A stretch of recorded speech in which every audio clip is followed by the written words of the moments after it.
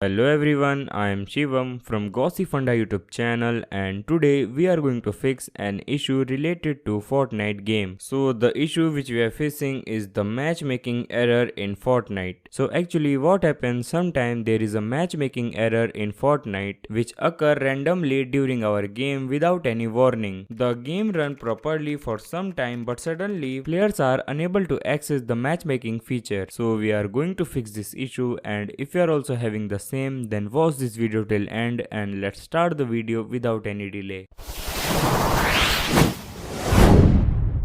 So now let's directly move to the solution to fix this issue. So first thing first, check for the internet connection. Make sure you must have a fast and stable internet connection. Second thing, update your game to latest version because this might be due to the updates. Third, try to change your matchmaking region and also turn off the VPN. Next, you can try to restart your computer and relaunch the game again. And at last, don't forget to check two things. First, the status of Fortnite server, and second, the installation files of the game. So these were some ways to fix this issue. I hope this video will be useful to you. Make sure to like the video, also share it with your friends. Don't forget to subscribe to our channel. You can also visit to our website from given link in description. Thank you so much. See you soon.